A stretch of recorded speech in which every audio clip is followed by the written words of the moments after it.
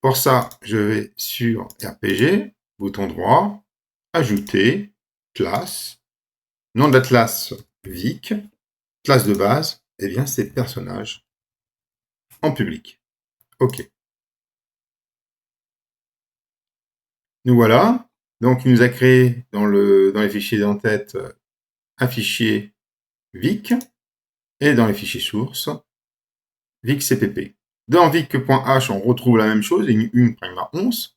L'include personnage H, bien sûr. Pourquoi? Parce que classe Vic est une classe fille de la classe personnage. Donc, personnage est la classe mère de Vic, et Vic est la classe fille de personnage. Nous avons vu que Vic a deux attributs, a un attribut arme, des méthodes toucher et également attaquer, et changer d'arme. Nous allons créer la forme Vic, la classe Vic, sur la forme canonique. C'est-à-dire que vous devez créer le constructeur par défaut, Vic, parenthèse, parenthèse, le constructeur par copie, le constructeur par affectation, j'appelle ça constructeur, mais c'est un abus de langage, c'est plutôt par l'opérateur d'affectation, et le destructeur. Nous allons également identifier deux attributs, le nom de l'arme, type string, et les dégâts occasionnés par cette arme en entier. Et puis, bien sûr, la fameuse méthode attaquer, donc la classe Vic, pour attaquer un personnage. Regardons un peu plus près le code. Nous avons ici le constructeur par défaut, donc Vic, parenthèse, parenthèse, c'est le constructeur par défaut de la classe Vic, et par défaut, nous appelons le constructeur personnage. Ça veut dire que quand on rentrera sur la création d'un Vic de manière par défaut, il prendra le constructeur par défaut de personnage. Cela signifie que par défaut, il prendra par défaut, il aura donc un nombre de vies de 100.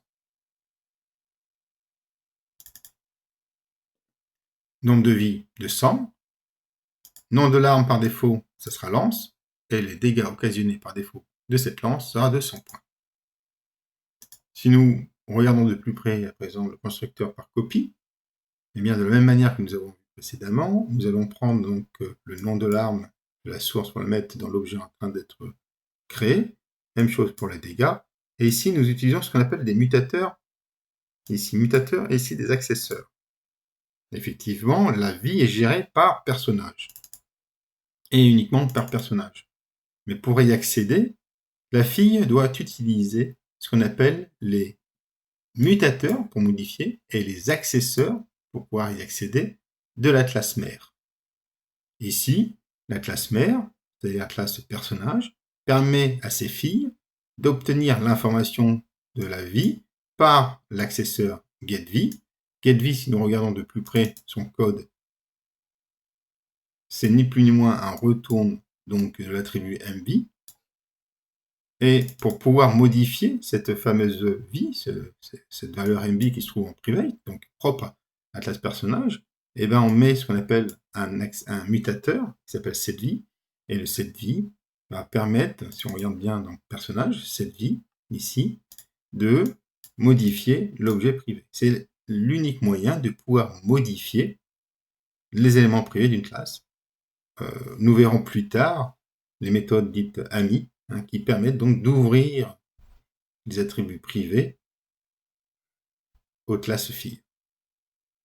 Cela dit, si nous revenons sur Vic, donc la vie de l'objet en cours correspond à la vie de l'objet référence.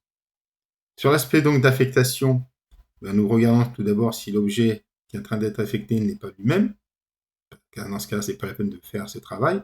Si l'objet est différent, nous allons récupérer le nom de l'arme, les dégâts occasionnés par cette arme, et même chose, nous récupérons par l'accesseur le nombre de vies pour pouvoir modifier l'objet en cours par le biais du mutateur. Et nous revoyons donc le contenu. Le code destructeur, il ne fait rien.